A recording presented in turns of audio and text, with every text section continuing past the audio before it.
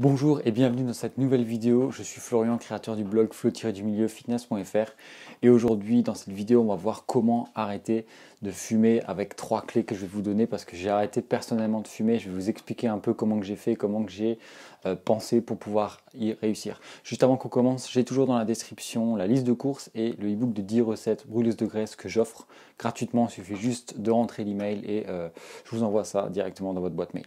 Donc voilà, je me suis fait quelques notes parce que bon, c'est quand même pas évident d'arrêter de fumer, c'est pas évident de donner des conseils parce qu'on trouve de tout et n'importe quoi sur internet. Donc je me suis concentré uniquement sur 3 clés, j'aurais pu vous en donner beaucoup plus. J'ai préféré me limiter à 3 clés qui sont pour moi, à mon sens, essentielles. Donc voilà, sans plus tarder, je vais vous les donner. Donc si déjà on se fixe un objectif, c'est de respecter cet objectif. Donc c'est la clé numéro 1, s'engager à respecter son objectif. Et quand je dis s'engager, c'est un mot qui est plus fort que simplement le vouloir.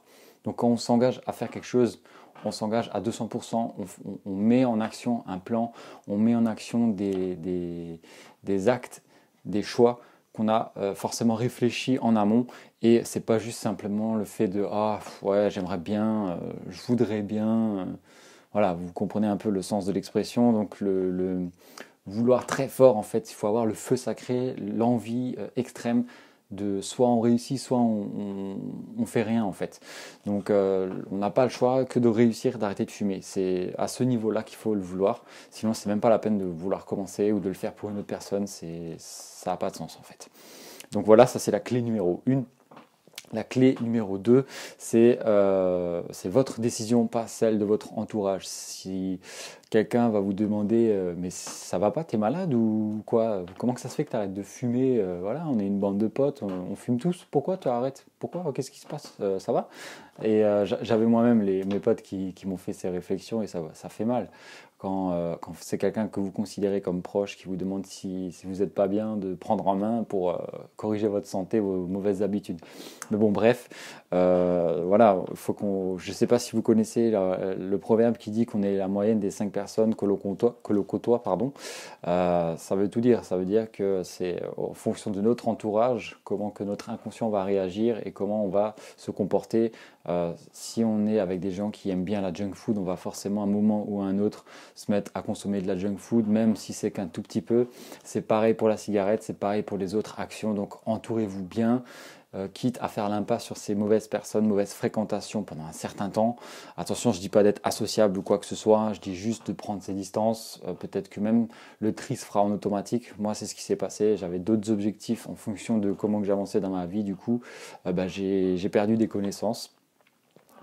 C'est un tri qui s'est fait naturellement, c'est un tri sélectif quand même, mais c'est un mauvais environnement dans lequel on ne peut pas évoluer et dans lequel cet environnement ne nous convient plus.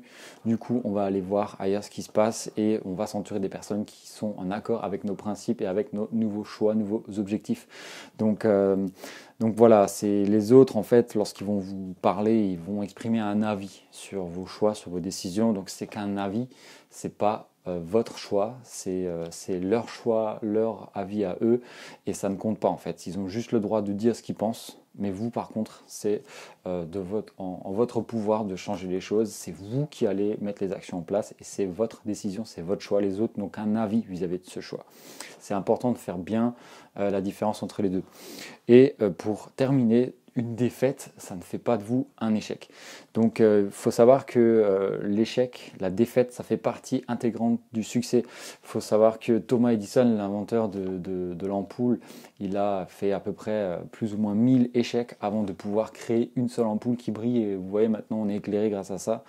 Et 1000 échecs, c'est interminable. Alors si vous réussissez pas à arrêter de fumer la première ou la deuxième fois, ça ne veut pas dire qu'il faut arrêter, qu'il faut s'arrêter là. Ça veut simplement dire qu'il faut aller voir plus loin. Il faut aller voir, il faut prendre du recul, il faut prendre de la distance vis-à-vis de ce qui s'est passé, ce qui s'est produit, et pas simplement baisser les bras et se dire « Ah, j'ai pas réussi, c'est ma faute, je suis nul, je suis qu'un échec, je suis un bon à rien. » Non, il faut prendre du recul, il faut regarder pourquoi est-ce que j'ai pas réussi à arrêter de fumer, est-ce que c'est à cause de ça, c'est à cause de ça. Il faut analyser la situation, vraiment regarder où est la chose qui n'allait pas et corriger ça au plus vite et aller de nouveau de l'avant et de reprendre les choses en main et de reprendre les rênes. C'est comme ça qu'en fait un entrepreneur fonctionne, c'est comme ça qu'un athlète progresse. On ne peut pas progresser si on n'échoue pas. Enfin, au bout d'un moment, c'est impossible. Donc, pour passer au niveau supérieur, c'est important de prendre du recul et de regarder ce qui va pas et d'agir en fonction d'eux. Donc c'est super important, même si maintenant, pareil, si vous voulez mettre du poids sur une barre et vous n'arrivez pas à lever ce poids, exemple tout con, si vous n'arrivez pas à lever ce poids, ben, vous allez regarder pourquoi. Peut-être que vous n'êtes pas assez fort, peut-être que vous ne mangez pas bien, ou peut-être que vous ne vous reposez pas bien, ou peut-être que c'est juste un truc de fou de mettre autant sur la barre et qu'il faut juste attendre tranquillement de prendre du pouvoir, de prendre de la force, de prendre de l'assurance, etc.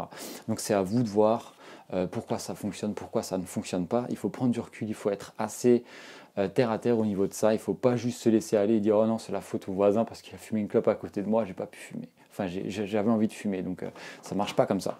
Donc voilà, il faut vraiment savoir prendre du recul vis-à-vis de ça et être en mesure de pouvoir effectuer au mieux un genre de résumé, un genre de bilan sur soi-même, sur son vécu, sur ce qui se passe. Donc je vais vous résumer, pour terminer, encore une fois, les 3 clés qui sont essentielles pour moi pour arrêter de fumer. Donc il faut s'engager à respecter son objectif à plus de 200%. C'est votre décision, pas celle de votre voisin, de votre frère ou de votre mère. C'est vous-même qui décidez et une défaite, ça ne fait pas de vous un échec. Ça fait partie du succès, ça fait partie de votre future réussite. Donc voilà, j'espère que tous ceux qui veulent arrêter de fumer, qui regardent ma chaîne, vont réussir. En tout cas, moi, ça va faire. J'ai fumé pendant 7 ans. C'était long, j'ai commencé à tirer sur les petits mégots de fan club des potes et je me suis retrouvé à acheter des paquets, des cartouches. Donc je fumais 1 à 2 paquets par jour en fonction des soirées arrosées ou pas. Et c'est pas toujours évident de se défaire de cette mauvaise habitude. En tout cas, moi, c'est ce que j'espère pour vous. Et voilà, je vous souhaite tout le courage et à votre réussite.